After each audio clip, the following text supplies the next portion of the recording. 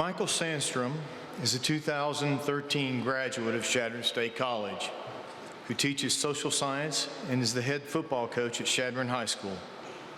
Sandstrom also earned a master's degree from CSC in 2017. Sandstrom's roots run deep in the community.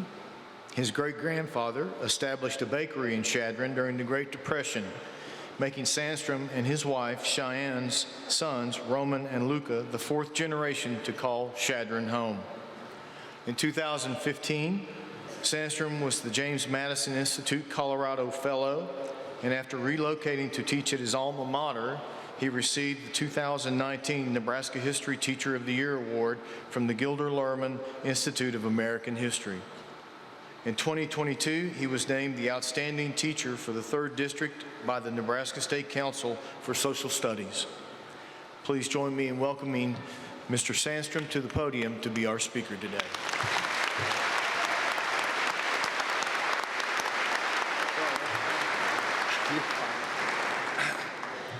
Thank you, Dr. Ryan.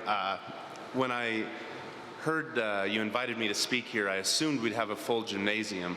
There's no other explanation than to invite a history teacher to a full gym, so we could hopefully clear that out, because nothing puts students to sleep faster than a history teacher's voice. Bueller, Bueller.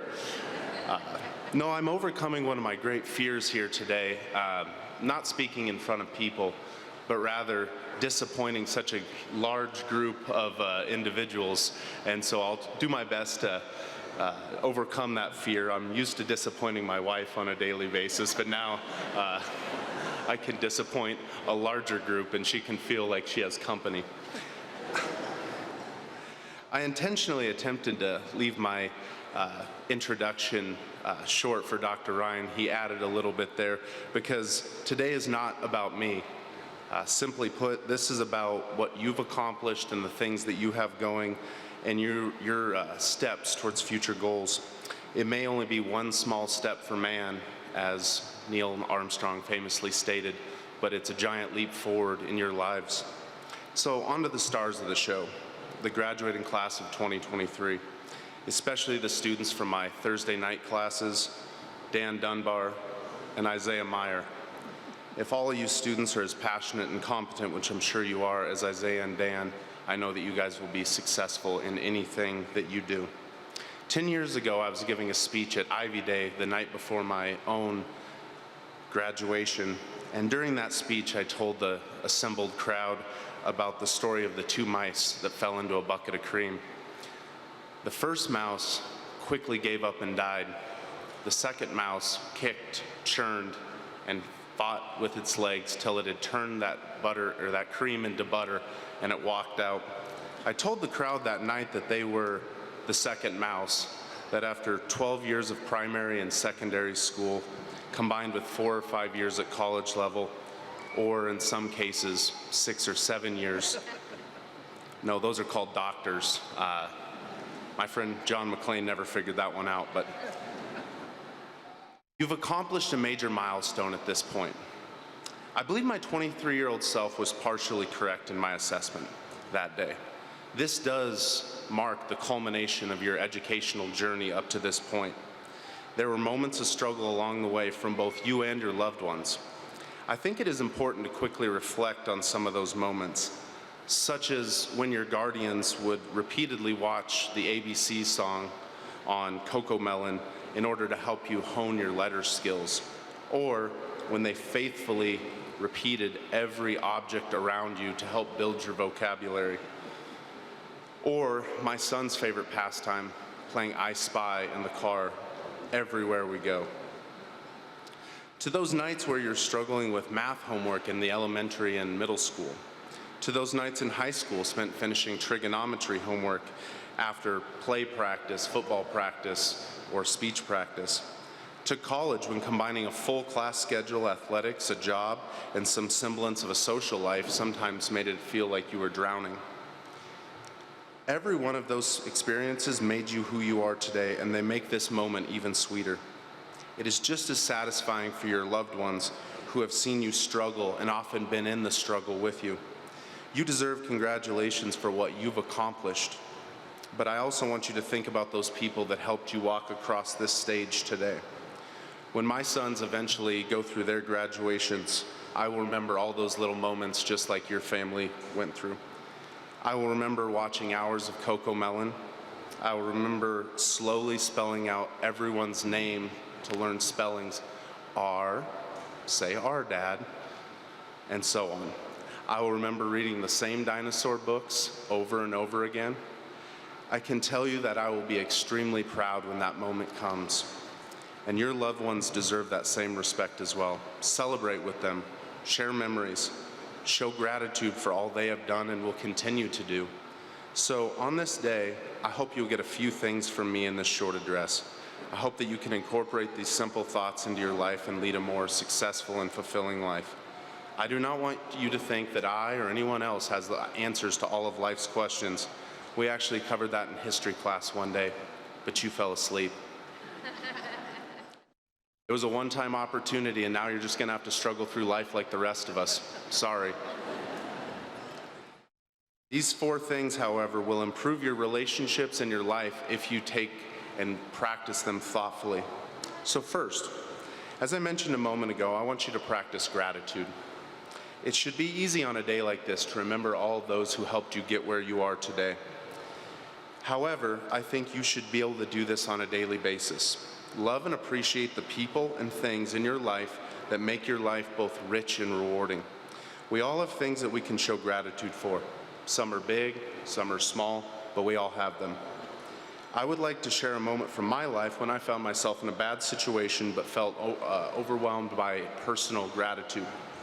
In July 2011, I was in a 4.5 rollover car wreck on Interstate 76 outside of Brush, Colorado. The entire car fell asleep, including the driver, which is never a situation you want to find yourself in. I woke up suspended from the seatbelt and was fortunate to be rushed to the hospital with relatively minor injuries. This injury eventually ended my Chadron State College football career and left me on crutches for several weeks. However, despite the setback, I remember painting posts for my summer job about a week later as I went between on crutches. I remember listening to a song. It was about an 80-degree day, and I just felt overwhelmed by a sense of happiness that I still had something left on this earth to do. I have always been a hard-driving, intense person who pushes myself in school, athletics, activities, life. Yet in that moment, I had a profound sense of appreciation for the things in my life and the things that I had maybe taken for granted. Now, I'm not suggesting that you fall asleep at the wheel or drive in a car with someone who does, but I would say that you can take an active look at the life and the people you have, and you can find a profound sense of peace and calm. That will provide you with the ability to not only enjoy your life more, but also find success. Second, I want you to take an active role in planning and envisioning your success. I truly believe that a failure to plan is a plan to fail. You cannot be a passive actor in this life. Waiting for things to happen on your behalf is a fool's plan. You need to be actively moving your life in the direction that you want. It is important to remain flexible because life will throw you curveballs and issue setbacks, and they will make life change constantly. But if you are searching for a specific opportunity, then it is important for you to know the skills, knowledge, and preparation that you need to make that dream a reality. Life often happens by chance, and the best opportunities are ones that you could never see coming. Yet I believe that you need to plan and lay out a vision for your own success. The most practical way I've ever seen this done is to keep a daily journal where you can set out short, medium, and long-term goals that will allow you to stay on track to the life you want to live. If you do this, you will be ready when those unexpected opportunities come your way. Third, and possibly most important, people forget this one all the time. I hope you find a way to be consistent. My high school PE teacher told me that you should always go the extra mile because it's never very busy. People can be great in short bursts, but few people are willing to consistently perform for years and decades. There is greatness in being able to consistently perform on the little things. It goes for everything: eating right, exercising, maintaining relationships with loved ones, establishing yourself in your career, and almost anything else you can possibly think of. I believe that discipline equals freedom. This quote might sound like a bit of an oxymoron, but if you do the things and apply them in your life consistently, you will eventually find success. Again, that road is not very busy, so get on it. Fourth and finally, you need to demonstrate faith in yourself and perseverance to weather the darker days. Success is generally not immediate, and the night is always darkest before the dawn. However, genuine belief in your own abilities and potential will always help you persevere through hard times. A quote from the Count of Monte Cristo demonstrates the importance of overcoming the inevitable adversity that is common to all human beings. In this film, Edmond Dantes, while giving a toast, stated that life is a storm, my young friend.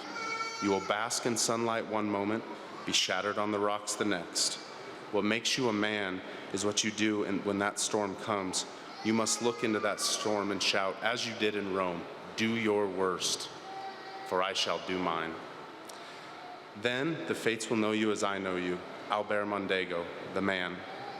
You will struggle, you will fall, but true success and character can be found in those moments when your faith is challenged and strength of will is needed to persevere. This speech is already too long and is going to be not be a foolproof guide to the successful and fulfilling life.